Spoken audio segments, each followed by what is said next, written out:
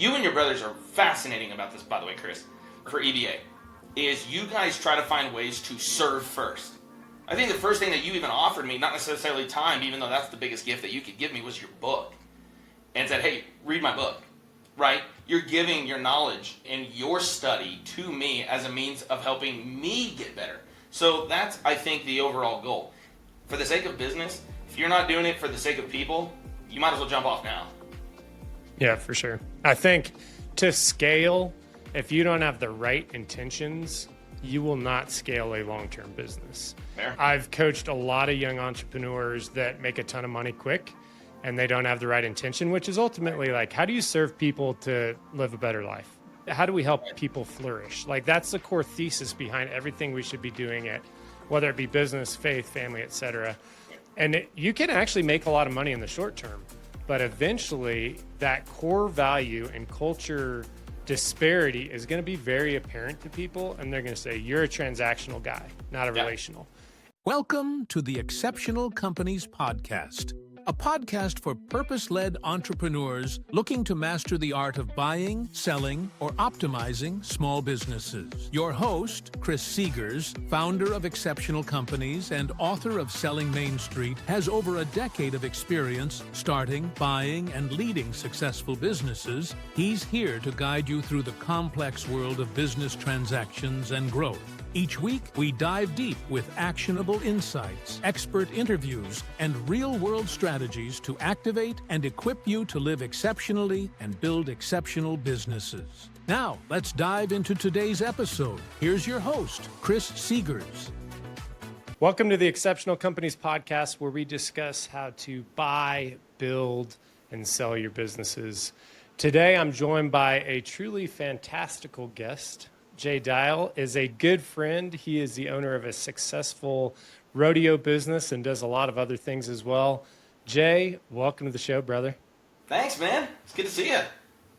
Yeah, it's a pleasure to have you, man. You've been doing some really great things in Colorado and in the rodeo circuit. You just had one of your biggest events ever, which we were able to come to and go to the Demolition Derby, which was incredible. And I actually asked my 9-year-old and 7-year-old son after that. I said, hey, so should we go to the rodeo next year or the demo derby? And they're like, Demolition Derby for sure.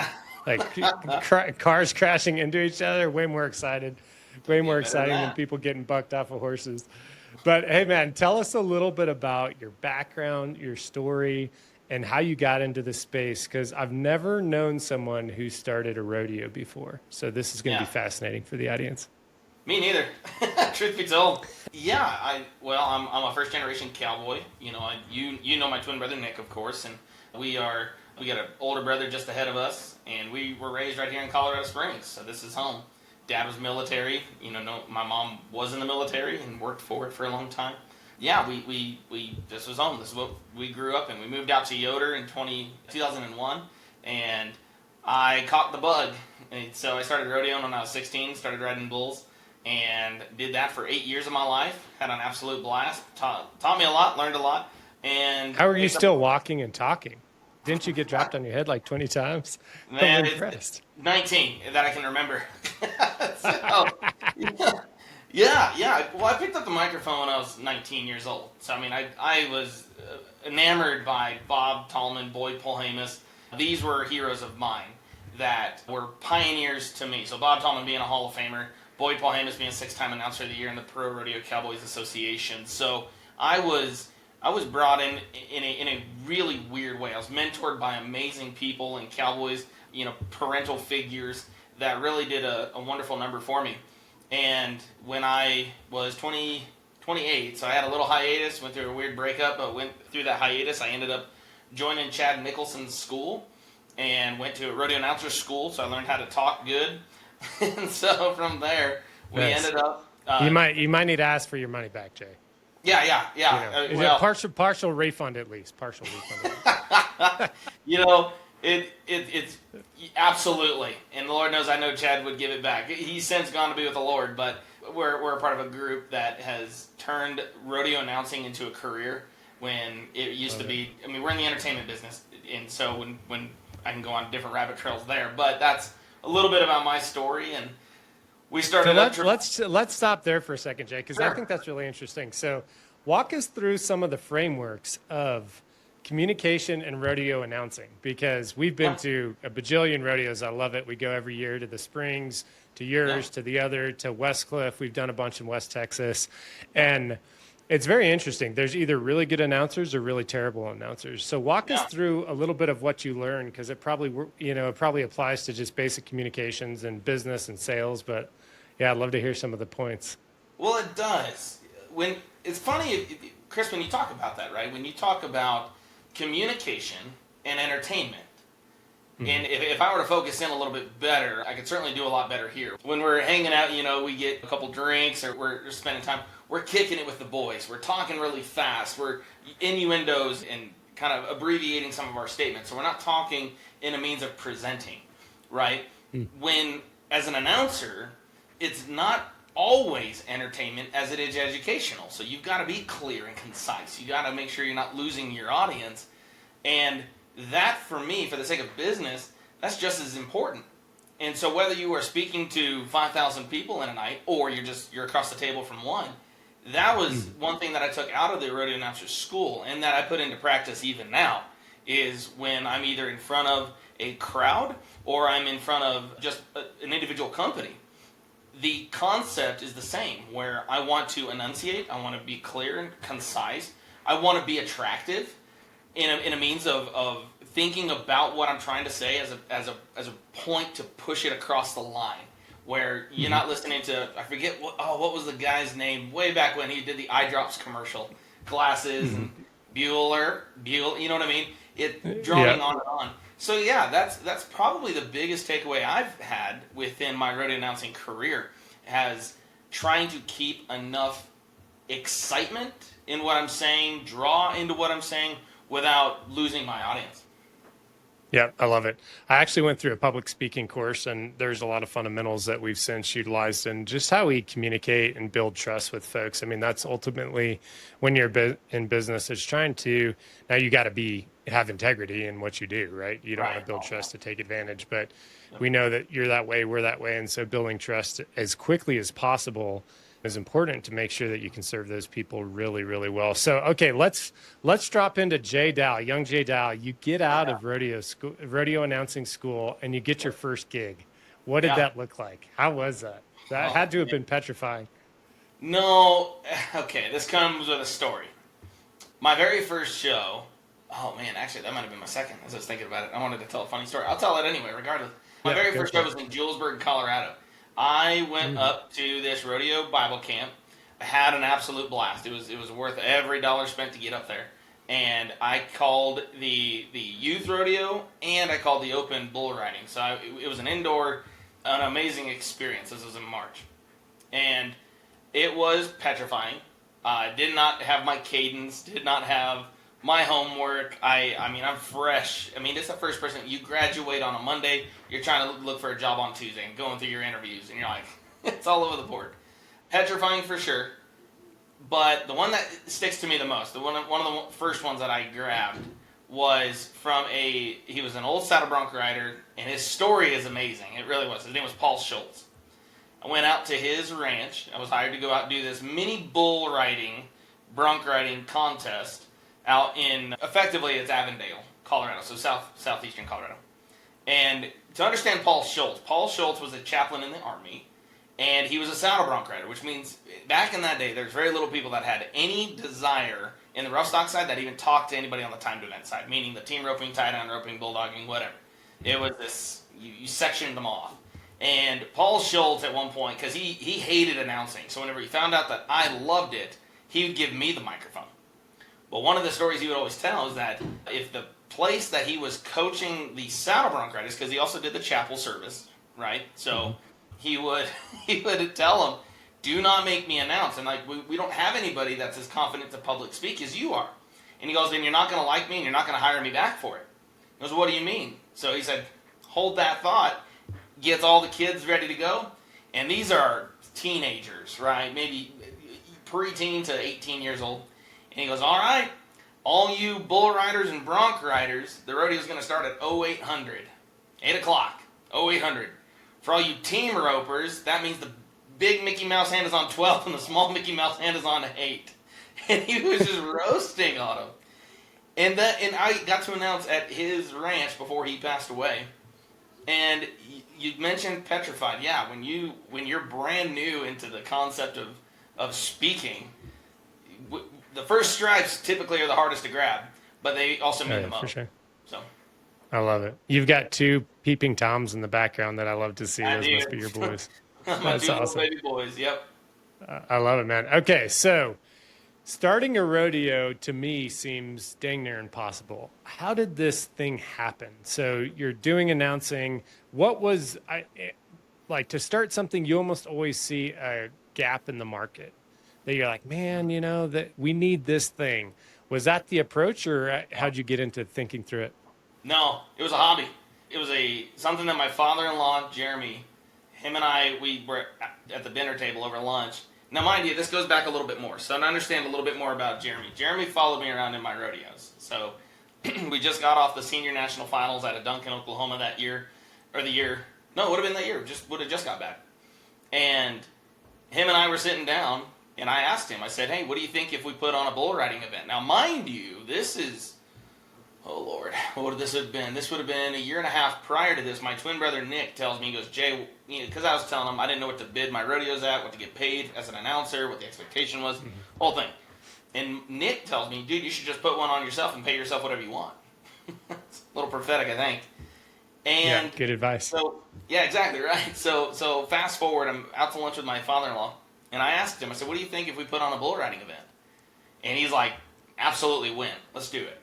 So we kicked it up as a hobby. It was something fun for him and I to bond over, to talk over. It ended up being and that's how Triple J Rodeo was born.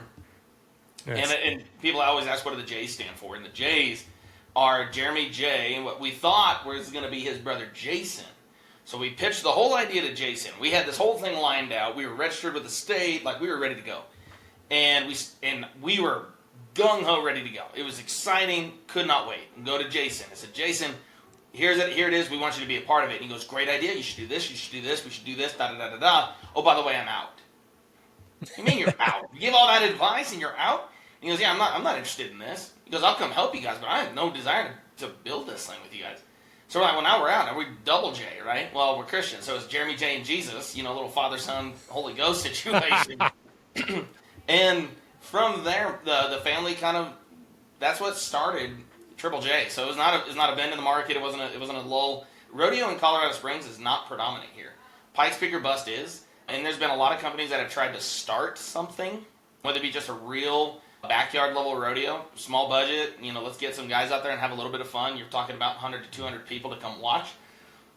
County Fair, that's been slowly in a decrease for the sake of rodeo attendance. I think it used to be a PRCA show. If not, it used to be one of the bigger rodeos in the state. It was. I remember that. Yeah. Yeah, and now it's just not. So Colorado Springs, what should be a cowboy town, the history behind Colorado Springs. And so when we started it, we weren't looking at a market. We weren't looking at a need here. We just wanted to do something fun. It's coming out of COVID, so maybe that was the only bend in the market where we're like, people are going to want to get out and they're going to want to spend money on a ticket. Okay, cool. That might be it. But I think we would have started that in 2019 as it was 2021. So love it. Yeah. So the first event you threw, how many people came? We had a little over 1,300 people in the stands. Oh, that's awesome. Okay, so the one that just finished, what did you guys do? How many total fans? 7,519. So 7,519. Yeah. That's amazing, Jay. Congratulations. Thank I love you that, dude. very much. Okay, so we're going to kind of jump all over the place because I want to dig into more about Let's go. kind of how this happened. So what are some of the biggest obstacles you faced when you were building this thing? Because this thing is hyperbolic and there's a ton of city support. There's a ton of business support. One of the things I've loved seeing you do is you have integrated so many businesses, including us, into this conversation around, hey, this is our event. This is what we're doing. Bring all your people, bring your clients. And I was just blown away by the amount of people there, the fun being had, and just how many people I knew there. So tell us a little bit about some of the obstacles and some of the fun stories that came out of building this thing. Anything that is worth doing is really worth putting the time, the effort, and the space into, right? It's, for us, the biggest hurdles we've had to jump through is the adjustment in sponsorship. and this is one I'll be singing well till they put a big headstone on the top of my head. The concept of sponsorship bothers the brakes off of me. And I think, let me even zoom back out a little bit on that. I think the key to success is innovation. I think when one person can dream, there's another capacity out of dreaming is also innovating. Where I was talking to my older brother about this actually just 2 nights ago, is people will start a business and then they try to think 14 steps from now about where they ultimately want to go, which is right. I believe in that to be right. Is you want to know roughly where you're going. It says in the scripture, where there's no vision, people perish. So having some sort of goal too, not end goal, but just goal to shoot at. However, I think we missed the first 5 steps. So getting started, at least in our case, is we were trying to build and pitch proof of concept. And that really is hard when it's it's not an insurance company. People know what the concept is. Yep. You're adjusting risk, right? You're moving risk from me to this entity. For us, it's really hard to provide proof of concept when you're an entertainment company and you're trying to push an initiative of community, because here's the hard part. Life is a contact sport. When lived by yourself, you might as well be a castaway talking to a volleyball, right? And there's just no success. So our biggest push was when trying to organically drive community while also showing where our sponsorships could serve in community itself. Meaning, where traditional sponsorships is nothing more than hanging a banner on a panel, saying their name a couple times, putting it in a program, throwing it on a t-shirt, a couple tickets here and a VIP experience, fine. There might be a level of value depending upon how much you're spending. However, when we're building a business that has a benevolent side where we're giving back, we're building a business that's trying to enhance return for businesses, where you and I have talked about that ad nauseum, right? Where there is another factor that doesn't let entertainment companies get off the hook too easy. Meaning, because your event is over, that means, cool, I'm done promoting you. Thanks, we'll see you next year. Our biggest hurdle, and here's the deal, we're still kind of in mid-jump on that, because we have had to refine and adjust, and I think the most dangerous statement a person can ever make is, this is the way we've always done it. And whenever that's the case, man, you start writing. You're over. Right? Yeah, exactly. That's right. It's over. So that's been our biggest hurdle, but it's been the most successful hurdle, is when we start seeing that businesses are actually seeing return. When businesses are engaging or having opportunity to engage outside of the rodeo, when it is more community centric and it's far more built on a January to December type idea versus a one time a year. Or if you're a ball club and you got 16 games, 16 weeks out of 52 is still but a quarter of the year, right? So I mean, there's still so much empty space that we could fill, and slowly but surely, that's what's really kind of helped been our catalyst, and what we're trying to do. Let's dig into that. So a question that we love to ask our potential clients is, do you know what your business is worth? And if you sold your business today, would it fulfill your personal and financial goals? If you're a successful business owner, but you don't know when or how to sell your business, and if you've ever wondered what each additional day in your business is actually costing you, we'd love to chat.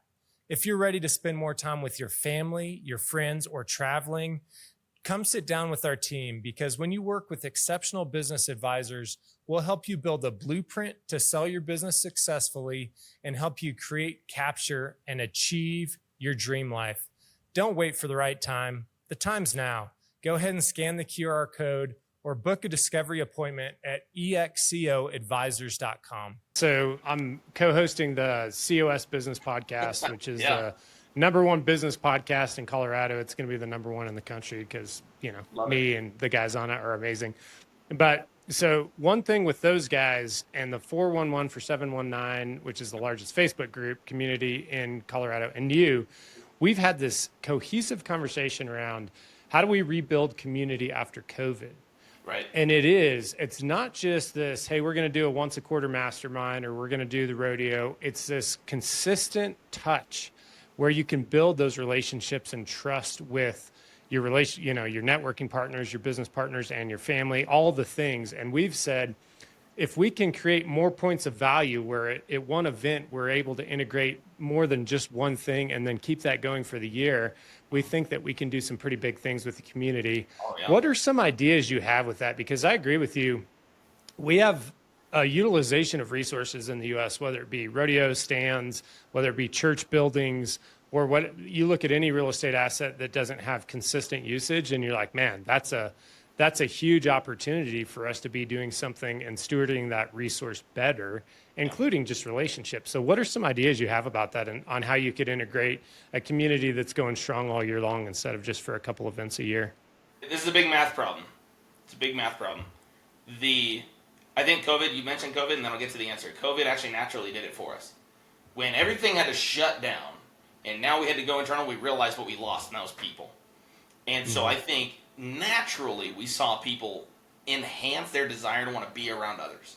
I think smart businesses that saw that capitalized on it and are still thriving. COS podcast, your podcast, 401 of the 719. It was very much like the Blockbuster effect. If you didn't change with the times, you went out of business. And For sure. It took that innovation piece. Now, I mentioned a minute ago just kind of that piece, but the big math problem is this. The person with the most amount of people gets the most amount of business. It's absolutely mind-blowing, I'm sure, because when you think about it, the most amount of people, when there's, this is what I don't understand. Okay, sorry, small soapbox. When I hear people say, I hate people, or I can't stand people, I can't stand to be around people, or whatever that may be, it's typically the common cop-out of introverts. And in my mind, I ask myself, why? Isn't it people that also make opportunities? Isn't it people that open up doors for each other? And that in itself, whenever we're talking about creative response, is what are you doing in your business that is drawing people to you? What are you giving away, whether it be tangible, actual monetary, or trade, or whatever? What are you doing in a capacity to give that now attracts people to you? And I think that kind of goes hand in hand. And if you are, one of my great friends told me that if you are eating a meal by yourself, you're doing it wrong. You should always be across the table with somebody. And whether that be a cup of coffee that you're buying them, breakfast, whatever, being in a position to give is something that we were created by a creator to do. But at the same time, is when you are focusing yourself on the capacity of serving someone else, not necessarily obtaining, but being able to give into that space. You and your brothers are fascinating about this, by the way, Chris, for EBA, is you guys try to find ways to serve first. I think the first thing that you even offered me, not necessarily time, even though that's the biggest gift that you could give me, was your book. And said, hey, read my book, right? You're giving your knowledge and your study to me as a means of helping me get better. So that's, I think, the overall goal. For the sake of business, if you're not doing it for the sake of people, you might as well jump off now. Yeah, for sure. I think to scale, if you don't have the right intentions, you will not scale a long-term business. Fair. I've coached a lot of young entrepreneurs that make a ton of money quick and they don't have the right intention, which is ultimately like, how do you serve people to live a better life? How do we help people flourish? Like, that's the core thesis behind everything we should be doing at, whether it be business, faith, family, et cetera.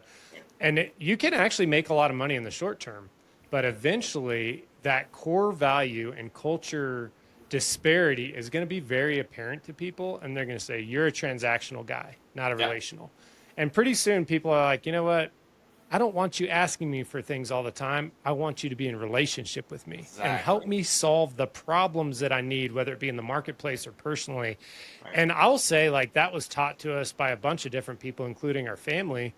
But I always had great mentors that did that. I mean, I know a couple billionaires that have given me their time and just said, hey, how can I help you? How can I serve you? And I'm like, good grief, like, this guy's time is worth $1 million an hour or whatever, right? Like, I can't ever pay this person back, and yet they're kind enough and loving enough and care enough about people to say, how do I help somebody else along their journey? Right. And so for us in our family office and exceptional business advisors, we've said that, like, hey, we're here to serve.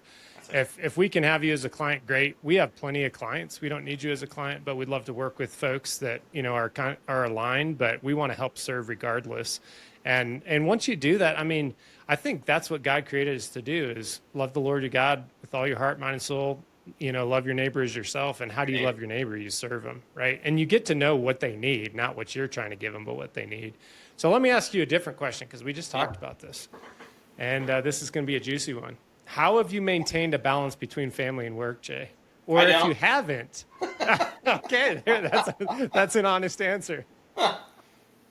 Yeah, well, you can finish your question, because it's like joking. That was really the question, because most people try to make up an answer.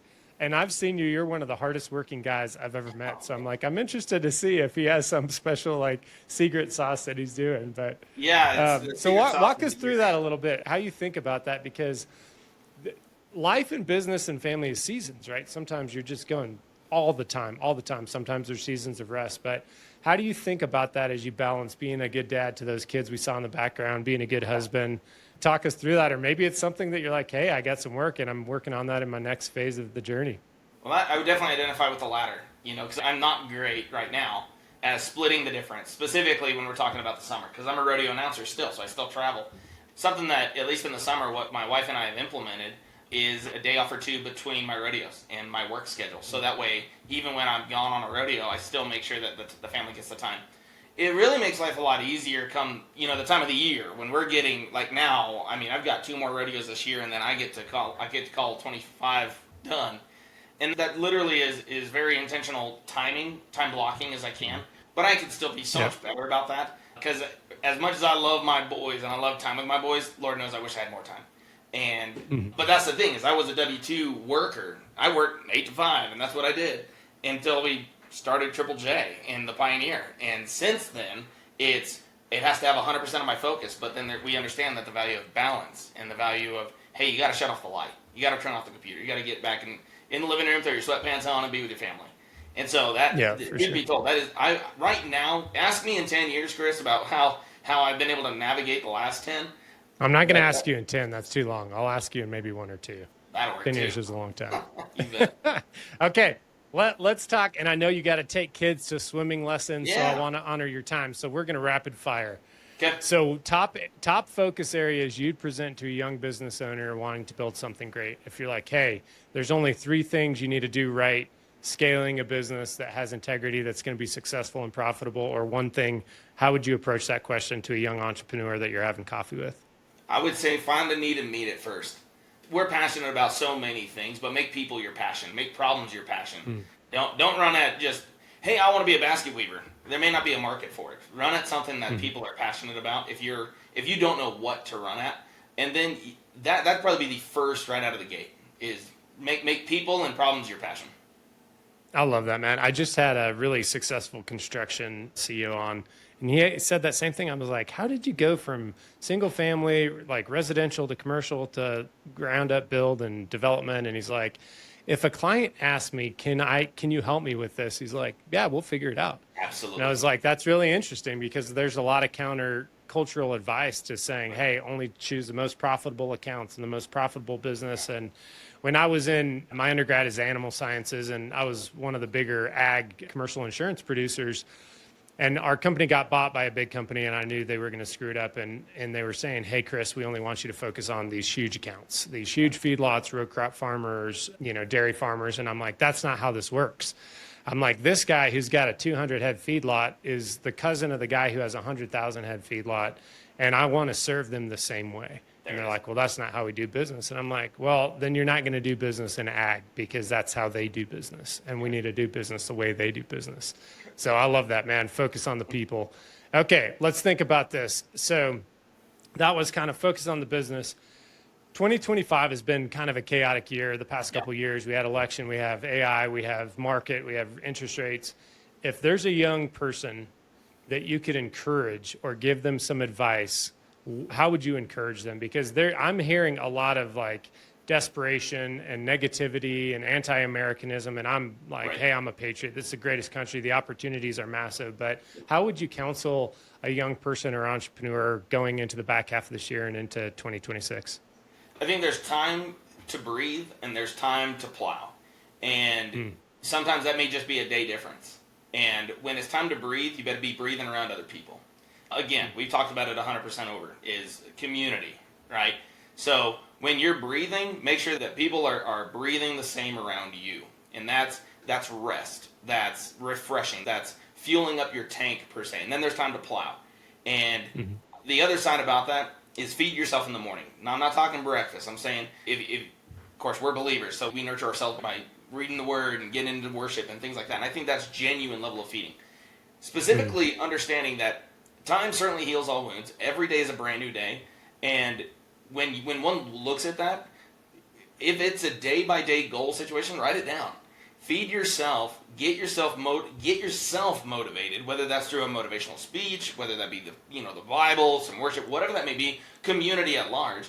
But get to a point where you're not isolated and you can find a position from victory. So where you can move into a space of that you're gonna have to fight a fight every single day. There's a fight to fight. Find the best battle to win and try to capitalize on it. Momentum really does build. And then the last piece of that, do not ever forsake gratitude. Never forsake gratitude, and nor minimize the ability for somebody else to be grateful for you. I love that, man. Okay, so final two things. One is, if you can just tell everybody where they can find you, where they can contact you to really tap into this deep well of wisdom. The wisdom that is Jay Dial, if they want to reach out and just ask you questions. And then closing would be the biggest resource that's helped you along your way in the past 6 months. But let's start with, where can people find you, Jay? Yeah, pioneerrodeo.com. That's our home base. Feel free to call me directly. I'm not a stranger, nor do I never shy away from shaking a hand or kissing a baby. So my number is 719-237-3505. Give me a shout. Otherwise, pioneerrodeo.com. If you're somebody that wants to get together and talk more about it, let's grab a cup of coffee. Let's do it. I love it. And parting resources. So what's the book, podcast, what's the tool that you're like, man, past 6 months, this has just really helped me either personally or professionally? Well, definitely get any book out of the library of exceptional business advisors. That's rule number one. Thanks for that plug. Yeah, you bet. For me, I love listening to Pep Talk. It's an app that's out there, and they produce some really well stuff. And I love listening to people that are overcomers. In Scripture, it talks about that we overcome by the blood of the Lamb and the word of our testimony, our story, and realizing that we're in the middle of our testimony. So whether it be a test, don't get the monies, you're just gonna have one to write. And so I love listening to Pep Talk, and then of course getting into just good wholesome music that is kind of speaking life over you. I think that's the biggest discount that we give ourselves. If we just listen to anything that comes on the radio and we'll tap our toe and sing a tune to it, that's a problem. I think feeling motivated, feeling encouraged is also getting good words spoken over you, getting good music spoken into your song over you. That stuff's real, and I think that's a huge discount that we give ourselves. I love it. Have your kids gotten into Forrest Frank? No, not yet. No. Oh my gosh, dude, you got to listen to him. He's the best Christian artist by a huge margin. I mean, the guy's on fire. He's an incredible musician, producer. The words are just truth. Anyways, yeah, our kids we've been listening. He's got 2 albums and we've listened to them probably 50 to 100 times. But Jay, man, it's been such a pleasure. We'll have you back on the show. Enjoy the swim lessons with your kiddos, and we'll see you on down the road. Thanks, buddy. See you then. Thanks, Jay. Thanks for joining us this week on the Exceptional Companies Podcast. Make sure to subscribe to the show on iTunes, Spotify, YouTube, or via RSS so you'll never miss a show. While you're at it, if you found value in this show, we'd appreciate a rating on iTunes. Or if you'd simply tell a friend about the show, that would help us out too. If you liked this show, please reach out through our website, www.excoadvisors.com, for free tools to order a copy of Selling Main Street, or to sign up for our free webinar on how to sell your Main Street business.